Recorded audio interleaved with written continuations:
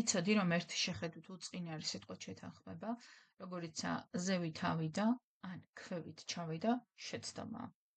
გეთანხმები გრამატიკულად სწორია, მაგრამ ამბობენ, რომ არსებობს შემთხვევები, როდესაც ესა თუ ის სიტყვით შეთანხმება ან წინადადება გრამატიკულად სწორია, მაგრამ სტილის თვალსაზრისით გაუმართავი. მოდი ნახოთ ამგვარი შემთხვევის მაგალითები. გიორგი დაბრუნდა და მაშინვე მაღლა ავიდა თავის ოთახში. დამეთანხმები, რომ ეს წინადადება გრამატიკულად სწორია. მაშინ რა არის პრობლემა? ნახე? ასვლა ნიშნავს ქვევიდან ზევით გადაადგილებას. შესაბამისად, როდესაც ვამბობთ ავიდა, ვგულისხმობთ იმას, რომ ვიღაც, ამ შემთხვევაში გიორგი, ქვედა სართულიდან ზედა სართულზე ავიდა.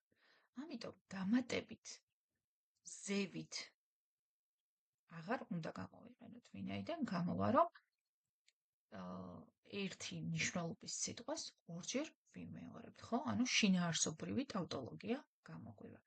ამიტომ ამ წინადადებას სწორად ჩავწერდეთ ასე.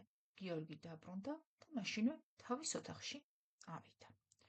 ნახოთ შემდეგი მაგალითი. ვითხრეს, რომ ყიბით ქვევით ჩავსულიყავი.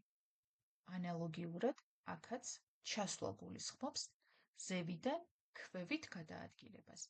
შესაბამისად, რომელი სიტყვაა ზედმეტი? მართალი ხარ. ზედმეტია ქვევით. კიდევ ერთი მაგალითი ვნახოთ.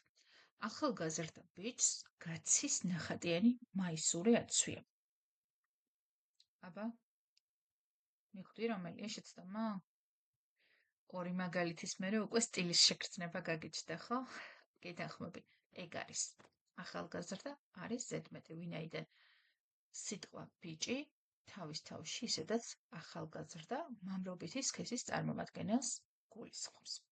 სხვათა შორის ეს წინადადება ჩემი სტუდენტის პატივსაცემად არის აქ და მადლობის ნიშნად ვიმედოვნებ, რომ მის ნაწერებში სტილისტურ ხარვეზებს აღარ გადავეყრებ.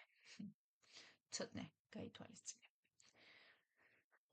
ვფიქრობ, რომ ჩვენ მე განხილული მაგალითების შემდეგ შემიძლია გითხრათ, რომ ეს პლეონაზმის შემთხვევები იყო და მოდით წესიც გამოვიყვანოთ, რომ პლეონაზმი არის ლოგიკურად ზედმეტი, ერთნაირი მნიშვნელობის მქონე სიტყვების გამოყენება და სტილისტურ ხარვეზს წარმოადგენს.